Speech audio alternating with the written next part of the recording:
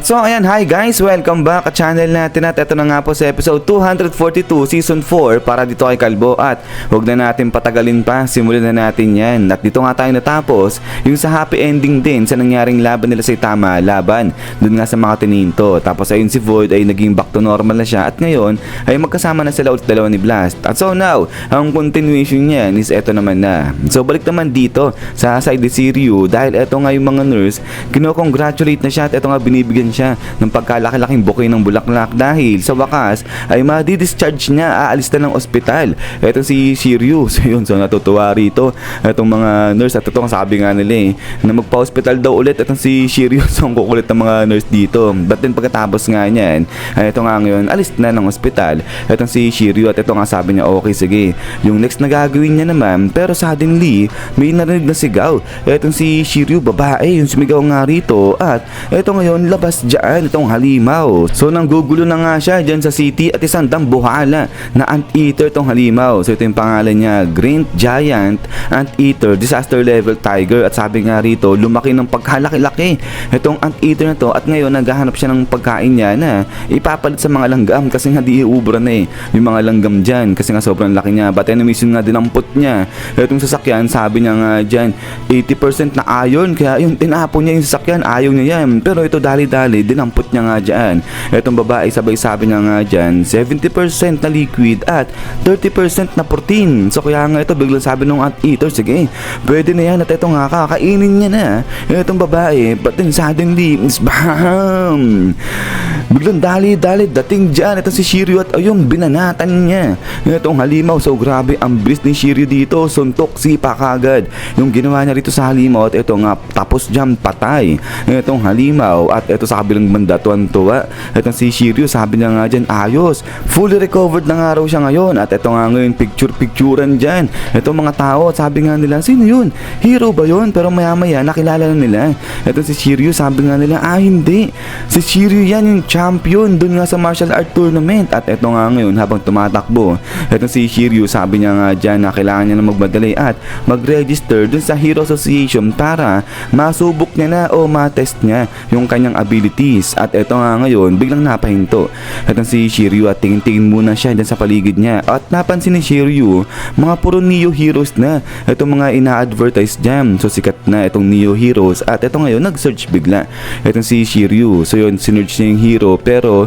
yung mga nirecommend na nga rito mga puro Neo Heroes. So kaya nga ito sabi ni Shiryu aba nabago bigla yung trend habang nasa hospital siya. Hindi na raw Hero Association ngayon yung number 1 kung hindi itong Neo Heroes na nga ngayon yung talagang nag-rise up. At ito nga ngayon tuloy dyan sa pagsasearch lang itong si Shiryu sabay-sabi niya nga dyan na pero di bale hindi na raw mahalaga kung sino o ano yung trending ngayon. Ang importante ay kung nasaan daw itong si Saitama ay dapat dun din siya papasok. At ito ngayon habang tuloy lang dyan sa pagbabrowse itong si Shiryu maya-maya may naramdaman siyang kung ano doon sa may itaas niya na mahuhulog sa kanya, babagsak sa kanya. At then after nga niyan is bam!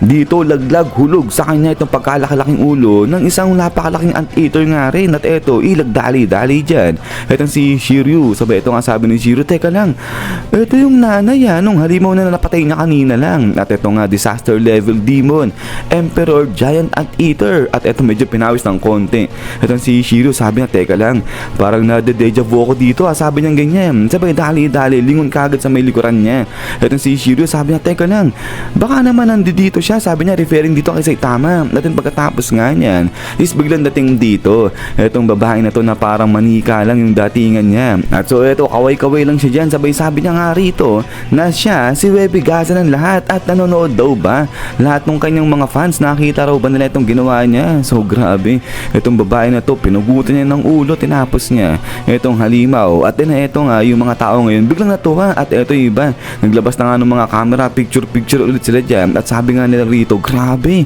ang lakas daw nito ni Webby Chan. At ito ngayon meron kaagad din na cameraman. Sabi nga ito nung cameraman na tingin daw dyan banda sa kanya yung si Webby Chan. At ayun natutuwa pa rin dito yung mga tao kasi sabi nga nila ang lupit ni Webby Chan instant kill yung ginawa niya dun sa halimaw. Pero yun si Shiryu sa kabilang banda ay parang na-stun siya dyan kay Webby Chan. At ito nga ngayon salita ulit itong si Webby sabi niya nga dyan na pagkatapos ng kanyang hiatus ay ngayon na-reborn siya nang talagang sobrang lakas niya na, sabi niya ganyan. At from now on ay siya ay magiging tinagurian na Neo Idol at gagawa nga rin daw siya ng mga hero activities. So ibig sabihin papasok sa Neo organization etong si Webby-chan at magiging hero nga rin siya. At eto nga ngayon may biglang inom ng pagkarami-raming tubig, grabe.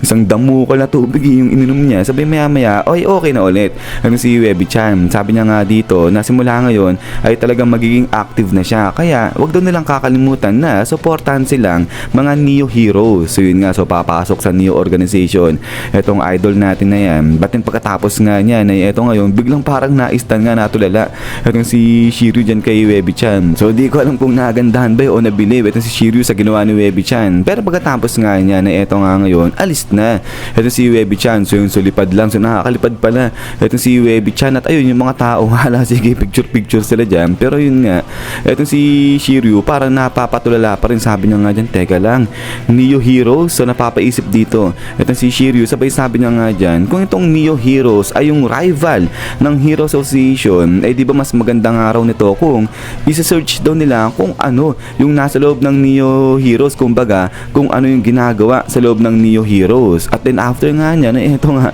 ay parang hap-hap dito etong si Shiryu, sabi niya nga dyan okay sige, ang gagawin niya papasok daw siya dun sa Neo organization yun, mag-a-apply siya ganyan at pagkatapos doon aalis na lang daw siya agad, sabi niya ganyan. At then after nga niya na ito nga ngayon biglang talon dito naman sa ospital at dinalaw siya nung kanyang kapatid, pero yun unfortunately ay nakaalis na nga ng ospital etong si Shiryu. At yun nga yung sinabi sa kanya nito nung sa registrar sa nurse. At ito nga ngayon may iniwang sulat etong si Shiryu, sabi niya nga dyan sa kapatid niya na itong kapatid niya na raw muna yung bahala dyan sa hospital bill. So kaya ito galit na galit itong kapatid niya. So di ko alam kung paano babanggitin pala itong pangalan ng kapatid niya. By the way, ito yung pangalan niya, parang Uwi ko ba? So paki-correct na lang ako guys. But anyways, ay pagkatapos nga dito ay talon na nga dito naman sa Neo Heroes headquarters na dahil nandiyan na nga etong si Shiryu. So talagang tinuloy niya nag-apply talaga siya dyan sa Neo Heroes. At ito ngayon tingin-tingin yung babae, sabi niya nga dyan good morning sir, aplikante ka, sabi niya ganyan, isa kang aspirant. Pero ito pagtingin niya sa application form ni Shiryu, nagulat siya, nandilat yung mata ng babae, sabi niya nga dyan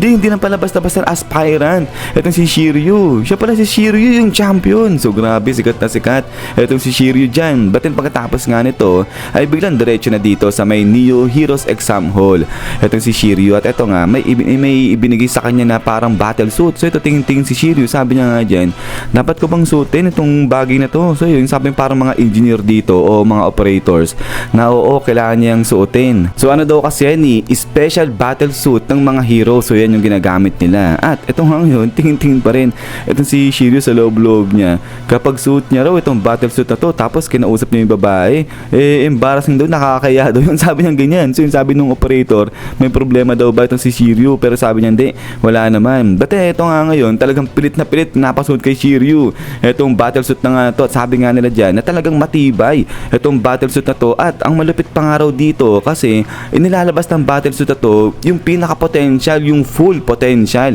na magsusuot niyan. At din ito nga ngayon biglang suot-suotan ni Shiryu itong kanyang battle suit. Sabi ito parang biglang na-activate itong battle suit at nagulat itong si Shiryu, sabi niya nga dyan ano to, hindi niya raw alam kung ano nangyayari pero nararamdaman niya is bam nararamdaman niya nagbo-burst daw yung kanyang lakas. At ito nga ngayon parang pagpersa rito ni Shiryu, nabasag, nasira itong battle suit. So grabe, sobrang lakas na ito ni Shiryu. At then pagkatapos niyan is yan guys, so hanggang dito lang ito sa episode 242 natin. Ito yung grabe, ang lakas ni Shiryu, nabasag niya yung special suit nga ng mga Neo Heroes. At ayan, talagang fully recovered na itong si Shiryu dyan. But anyways yun nga guys, ulit maraming salamat sa panood dito kay One Punch Man natin. At hintay lang para sa next episode natin dito. At so ayan, ay lagi mag-ingat, God bless niya lahat at kita-kits tayo ulit.